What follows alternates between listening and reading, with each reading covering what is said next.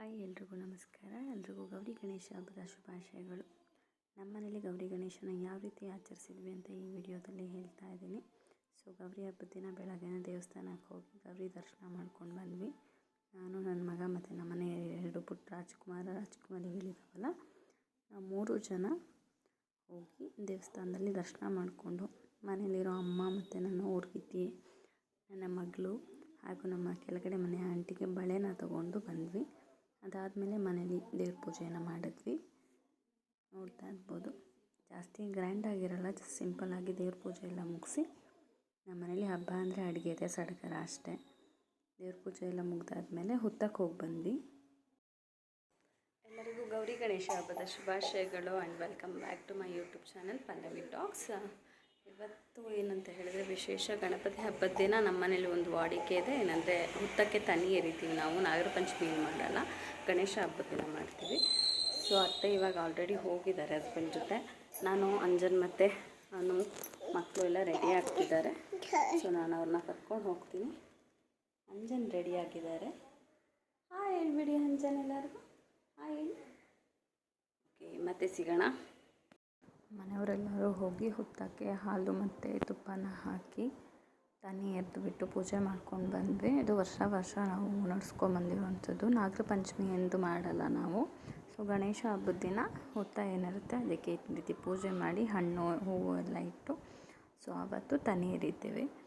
ನಾನು, ಅಮ್ಮ, ಹಸ್ಬೆಂಡ್ ಮತ್ತು ಮಕ್ಕಳು ಎಲ್ಲರೂ ಬಂದಿದ್ವಿ. ಸೊ ಅವನು ಮತ್ತು ಅವ್ರ ಹಸ್ಬೆಂಡು ಸ್ವಲ್ಪ ಲೇಟಾಗಿ ಬಂದರು. ಇದಾದಮೇಲೆ ಮನೆಗೆ ಹೋಗಿ ಹಬ್ಬದ ಅಡುಗೆ ಮಾಡ್ತೀವಿ. ನಮ್ಮ ಮನೇಲಿ ಆಲ್ಮೋಸ್ಟ್ ಹಬ್ಬ ಅಂದರೆ ಬಾತು, ವಡೆ ಈ ರೀತಿ ಸ್ಪೆಷಲ್ ಇರುತ್ತೆ.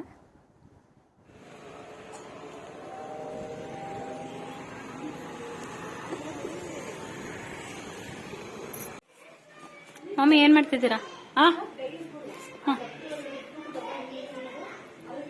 ಮನೇಲಿ ಸಂಡೇ ಬಂತು ಅಂದ್ರೇ ಒಂಥರ ಹಬ್ಬದ ವಾತಾವರಣ ಇರುತ್ತೆ. ಯಾಕಂದರೆ ಎಲ್ಲರೂ ಮನೇಲಿರ್ತಾರೆ, ಎಲ್ಲರಿಗೂ ಅಡುಗೆ ಮಾಡಬೇಕು. ಹೆಣ್ಮಕ್ಳು ಅಡುಗೆ ಮನೇಲಿದ್ರೇ ಒಂಥರ ಅವ್ರಿಗೆ ಹಬ್ಬ ಅನಿಸೋದು.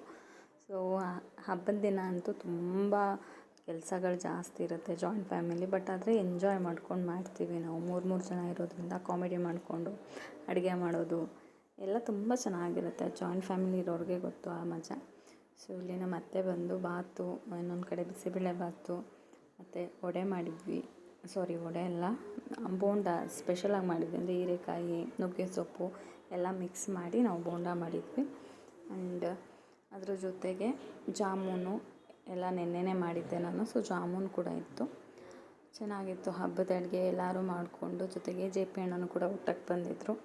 ಊಟ ಮಾಡ್ಕೊಂಡು ಹೋದರು. ಹಬ್ಬದ ದಿನ ತುಂಬ ಖುಷಿಯಾಯಿತು. ಸೊ ಈ ರೀತಿ ಹಬ್ಬನ ಚೆನ್ನಾಗಿ ಸೆಲೆಬ್ರೇಟ್ ಮಾಡಿದ್ವಿ. ಸಂಜೆ ಎಲ್ಲರೂ ಒಂದು ರೌಂಡು ದೇವಸ್ಥಾನಕ್ಕೆ ಹೋಗಿ ಬಂದ್ವಿ. ಅಯ್ಯೋ ಇಲ್ಲಿ ನೋಡಿ, ನಮ್ಮ ಮಮ್ಮಿ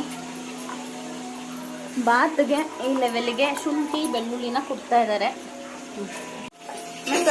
ಮಿಸಸ್ ಅನು ಅವರು ಇಲ್ಲಿ ಬಾತಿಗೆ ಶುಂಠಿ ಬೆಳ್ಳುಳ್ಳಿ ಚಕ್ಕೆ ಲವಂಗ ಎಲ್ಲ ಸೇರಿ ಕೊಡ್ತಾ ಇದ್ದಾರೆ. ಮಿಕ್ಸಿಲಿ ಮಾಡಿದ್ರೆ ಟೇಸ್ಟ್ ಇರಲ್ಲ ಅಂತ ಹೇಳಿ ಅಲ್ಲಲ್ಲಿ ಕೊಡ್ತೀವಿ.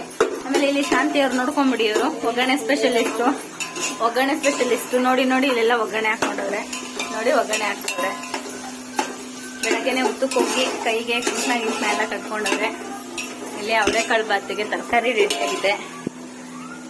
ಇಲ್ಲಿ ನೋಡ್ಬೋದು ನೀವು, ಬೋಂಡಕ್ಕೆ ಇವತ್ತು ಡಿಫ್ರೆಂಟ್ ಆಗಿ ಮಾಡ್ತಾ ಇದೀವಿ. ಇಲ್ಲ, ಇಲ್ಲಿ ಬಾತಿಗೆ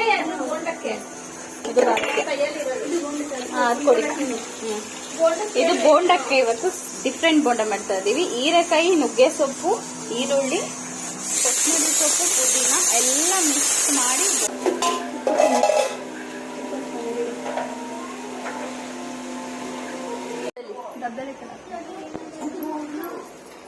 ಹೋಗಕ್ಕೆ ಆಗಿಲ್ಲ. ಬೋಂಡ ತೆಳ್ಳಗಾಗ್ಬಿಟ್ಟಿದೆ. ಡಬ್ಬ ತಗೊಂಡು ಖಾರ ಹಾಕ್ತಿಲ್ಲ. ಸ್ವಲ್ಪ ಎತ್ತಿಟ್ಟಿದೆಯಲ್ಲ, ಕೊಡುವಾಗ ಬೇಕಾಗತ್ತಾ? ಕರಗೇನಾಗಲ್ವಾ? ಮುನಿ ಸುಮ್ಮನೆ ಇರಪ್ಪ.